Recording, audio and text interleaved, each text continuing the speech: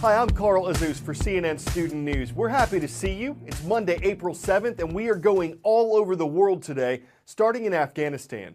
There was a big election there on Saturday, one that would determine the country's next president. Afghanistan's been led by President Hamid Karzai since 2001. That's when a U.S.-led coalition kicked out Afghanistan's former rulers, the Taliban, who were protecting terrorists.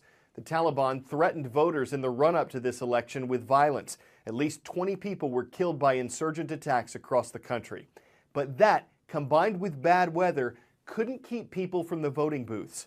There were a couple frontrunners for the title of president. Preliminary results will be announced at the end of the month, but some say that no matter who wins, the people will. Standing in the rain, some waiting for hours, the people of Afghanistan lined up, each holding their voting card, their ticket to democracy. We work for him to win the future. We want to build a future for this man. It was hoped that President Karzai would provide that future during his 12 years in office. But it's now his successor who these Afghans are banking on. How does it feel to be here today? Fantastic, proud, happy, successful. I feel really good because I believe today is my day. Today is the day which is people of Afghanistan can go and vote it freely. Following weeks of high-profile attacks and Taliban threats to disrupt these elections, the capital was on lockdown. Every man, woman and child searched before entering the polling station. Inside, voters queued again, this time to dip their forefinger into the ink before being given the ballot papers. Today I came here to select my next president, and I hope to be a good person and to help the people and to service the people and to bring changes in Afghanistan. Voter turnout exceeded expectations. More than 50% of eligible voters cast their ballot. Remarkably, 1/3 of them were women. Several polling stations ran out of ballots and voting hours were extended by an hour due to heavy turnout. The resilience of these people is truly inspiring. Despite all the attacks and threats of violence, Afghans have turned out in encouraging numbers to cast their vote at polling stations around the country. They strongly believe that after so many years of war, they too deserve a peaceful and brighter future. Democratic elections are also taking place in what's known as the world's largest democracy. India is officially a federal republic. Its population is 1.2 billion people, the second highest population in the world. And because more than 814 million of them are eligible to vote, the election that's starting in India today is being called the biggest election the world's ever seen. Opinion polls show that the political party that's led India for the last 10 years could be in trouble. The economy has slowed down. There have been some high-profile scandals involving corruptions, and about 30% of the population lives in poverty, so change is in the air. But with so many people voting, this election happens in phases.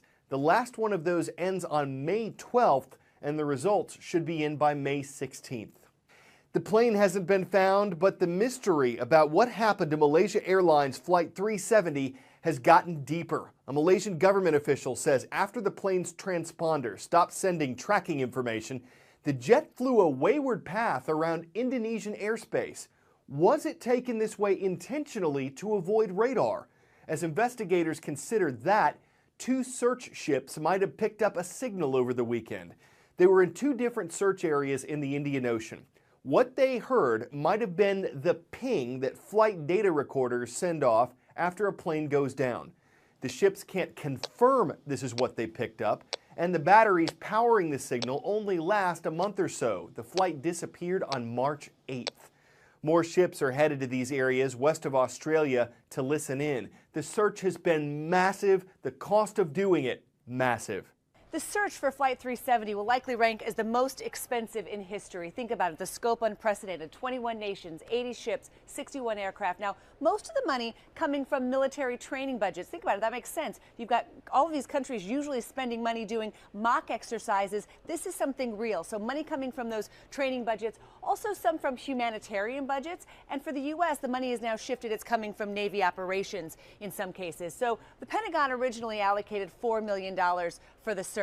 $3.2 million spent between the 2nd of March and the 24th. One source in the military telling us this general rule: Costs about $100,000 a day, this operation. Some of these aircraft, think about it, cost $10,000 an hour to operate. Now, other countries are pitching in. These are the big seven here. The Australians taking the lead, officially taking the lead of the investigation ending the week. The Prime Minister there saying everyone paying their own costs right now, and they're not keeping track, quite frankly. They're really trying to get out there and solve this mystery. So if you do the back of the envelope math, based on what the U.S. is spending, we can estimate the search probably costing more than $21 million per month. So how does that compare with other aviation disasters?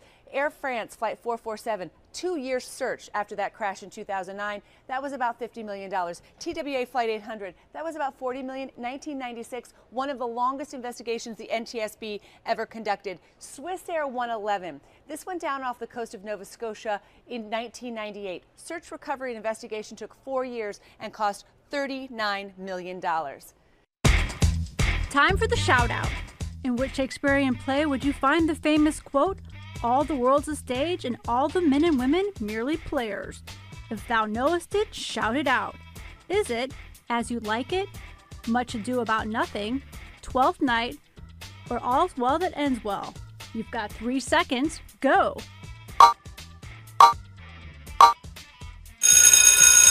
This is a tough one, but the quote is from Shakespeare's comedy, As You Like It.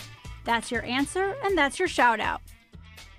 Quick look at William Shakespeare by the numbers. We just named 4 of his 37 plays. He wrote more than 1 million words and made up more than 1,000 of them. He was born 450 years ago this month, and his work has been translated into more than 80 languages. It's been performed in places and in front of audiences far beyond the Globe Theatre in London. This month marks William Shakespeare's 450th birthday, and people around the world are celebrating, from Stratfordians to Syrians. Yes, Syrians. 100 Syrian children have just performed an adaptation of King Lear in one of the world's largest refugee camps. Located in Jordan, the Zatari camp is home to over 100,000 Syrian refugees, over half of whom are under the age of 18. Many of the children are not educated and have never read or seen any of Shakespeare's work, but they are no strangers, of course, to the tragedy of the human condition. And this particular play, A Story of Exile, a land divided by rival groups, a tale of human cruelty, seems especially relevant. While a refugee camp may seem like the unlikeliest of places to discover Shakespeare, the playwright himself might not have thought so. After all, mentioning faraway places was common in his plays. In both Macbeth and Othello, in fact, Shakespeare mentions the Syrian city of Aleppo. Another reminder that Syria is one of the oldest centers of human civilization, which makes the current violence there seem even more tragic. North, south, and east, it's a tri-directional roll call today. In the land of 10,000 lakes, we've got the Spartans on the roll. They're watching at Rocori High School in Cold Spring, Minnesota. In the south, right near Mobile Bay, Alabama, great to see the Trojans of Daphne High School in Daphne. And northeast in New Jersey at Shalleck High School, hello to the Cougars watching in Pittsgrove. When the game of Tetris came out in 1984, no one had a 65-inch HD LCD TV to play it on. But even if someone did, this is better. A Drexel University associate professor worked with the Tetris company to make this happen in Philadelphia over the weekend. People played the game from half a mile away. LED lights were placed on the glass facade of a 29-story skyscraper to make it possible to game on. Don't know yet if they broke the record, but when all the pieces fall together like this, the skyscraper's the limit. There's no question it was a blockbuster. It brought delight with delights and made for one fine game, boy. That's our show for the day. Hope the rest of yours is a great one. I'm Carl Azus.